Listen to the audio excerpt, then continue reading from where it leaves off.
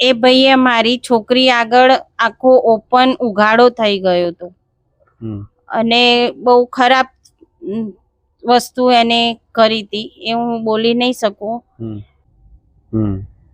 શું કહેવામાં આવે છે? એ લોકો એમ જ કે છે કે બેન કઈ ના થાય આમાં ઘરના ઝઘડામાં. હવે આ ઘરનો ઝઘડો નથી રહ્યો સાહેબ.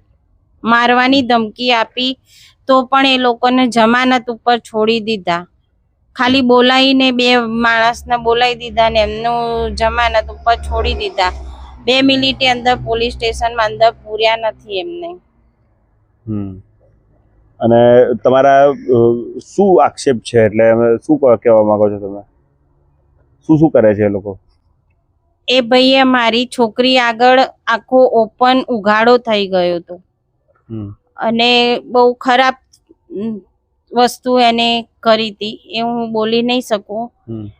એટલે મને બહુ ખરાબ મેસેજ, ઓપન મેસેજ પણ એને મને મોકલેલા છે. તો આગળ તમારે શું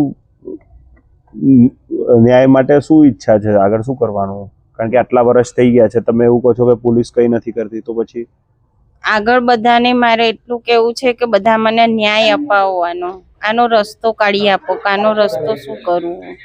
હવે હું થાકી ગઈ, મને નથી ખબર હું શું રસ્તો કરું. તમે બધા મને કહો કે હવે મારે શું કરવું જોઈએ. 30 તારીખે સાહેબ મેં અરજી આપી હતી પેથાપુર પોલીસ ચોકીએ, પણ મહિનો થઈ ગયો એ લોકો જોવા નથી આયા. એનો છોકરો ઈટ લઈને મને મારવા આવ્યો તો હું ડરી ગઈ હતી. તો પેથાપુર પોલીસ ચોકીએ હું દોડીને ગઈ હતી અને મેં અરજી લખાઈ હતી, પણ એ લોકો આજ સુધી આવ્યા નતા.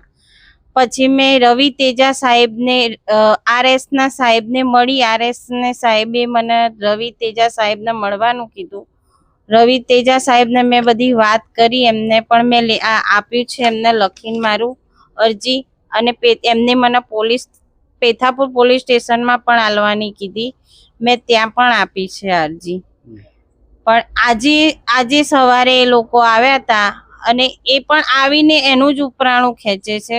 મારા પ્રશ્નનો સોલ્વ તો નીકળતો જ નથી.